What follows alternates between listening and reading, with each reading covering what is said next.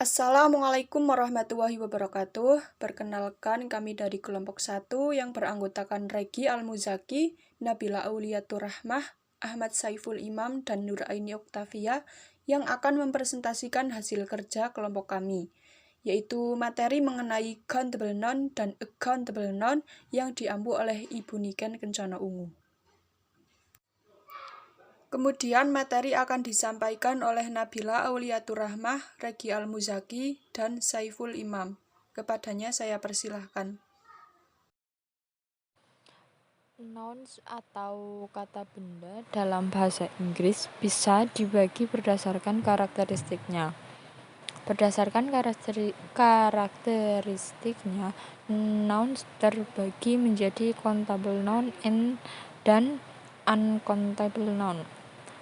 Pola dan unsur kalimat bisa berbeda tergantung jenisnya. Yang pertama, countable noun. Kata benda yang berbeda dan mudah dihitung, benda, orang, hewan, dan lain-lain. Contoh umum countable noun adalah apel, rumah, atau dan lain-lain. Apabila kamu bertanya menggunakan kalimat how many, maka kamu memiliki kata benda yang dapat dihitung. Yang kedua, countable noun memiliki bentuk tunggal dan jamak. Misalnya, I have one apple, but he has two apple. Saya punya satu apel, tapi dia punya dua apel. Saat menggunakan kata benda yang dapat dihitung, kamu dapat menggunakan imbuhan seperti a atau an sebagai pengganti satu. Jadi, mengatakan I want one cat, dan kamu dapat menggunakan I want a cat. Pengertian uncountable noun adalah kata benda yang tidak dapat dihitung dengan mudah. Kata benda yang tidak dapat dihitung atau kata benda yang tidak dapat dihitung diklasifikasikan berdasarkan how much. Umumnya ini untuk hal-hal non-fisik seperti kata sifat. Contoh yang mudah dari uncountable noun adalah air.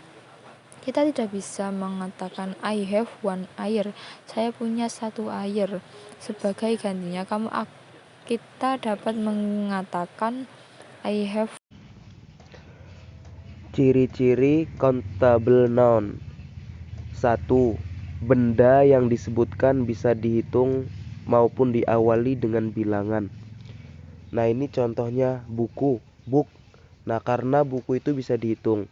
One book, two book, three book, itu bisa dihitung, bilangannya bisa. Nah, seandainya ini nomor 2, apabila berbentuk jamak dapat diberi akhiran s di belakang kalimatnya. Seperti contoh book, bukan biasa kalau mau ditambahin banyak jamak itu books, ada s-nya itu books. Nah, 3, awal kalimat bisa diawali dengan a atau an. Nah, ini contohnya di sini kita kasih I need a philosophy book. Aku butuh satu buku filsafat. Nah, di sebelum kata philosophy book itu ada a. I need a philosophy book. Nah, seperti itu. Kemudian ciri-ciri ciri-ciri uncountable noun. Nah, 1, biasanya merupakan kelompok dari benda-benda yang mirip atau dari golongan yang sama, seperti software, furniture, information, dan lain sebagainya. Itu satu contoh yang berdasarkan satu program, biasanya satu bentuk dari komputer atau dari aplikasi, dan semuanya itu bisa. Nama-nama benda dari program atau bentuk dari sebuah merek itu biasanya tidak bisa dihitung juga. Nah, ini yang kedua, bisa berupa benda cair, padat, dan gas, maupun ragam bahasa, aktivitas, dan lain sebagainya yang tidak mungkin dihitung dengan bilangan. Nah, kita contohkan dengan yang benda cair, water. Nah, water, benda cair water. Contohnya, I have smoke water in. backpack. Nah, di sini water itu memiliki begitu banyak air di ransel saya. Nah, tidak mungkin disebutkan 3 atau 4 kan enggak. Di sini cuman kalimat yang benar ya. I have so much water in my backpack. Saya memiliki begitu banyak air di ransel saya, dan bukan I have 2 water in the bag. Saya memiliki 2 air di tas. Nah, ini salah. Jika air disebutkan bilangannya, saya punya 3, punya 4 air, 5 air, itu salah. Karena water itu tidak bisa dihitung. Dia mainnya literan seperti itu.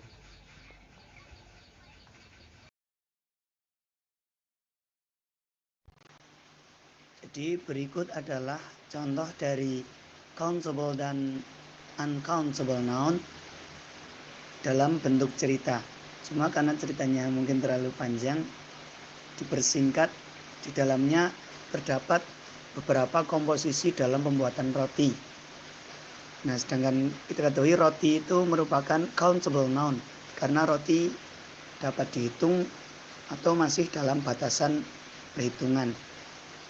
Kemudian di bawahnya ada 300 grams of all-purpose flour.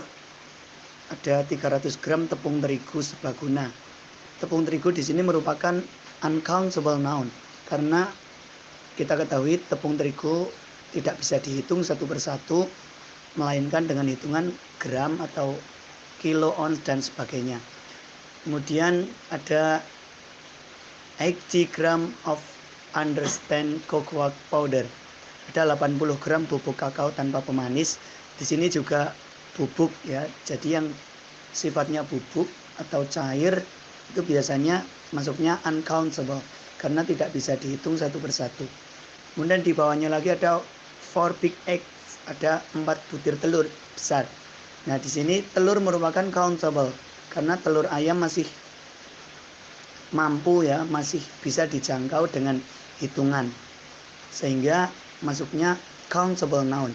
Kemudian di bawahnya lagi ada 200 ml buttermilk. Nah, ini buttermilk ini juga termasuk uncountable karena sifatnya susah dihitung ya, bahkan tidak bisa mungkin. Kemudian di bawahnya lagi ada 2 cherries, ada 2 buah cherry. Ini termasuk countable noun karena masih bisa dihitung. Nah, kesimpulannya adalah countable itu masih mampu ya, bisa dihitung, sedangkan uncountable itu tidak bisa ya, bahkan susah ya untuk dihitung. Nah, berikut adalah contohnya seperti itu.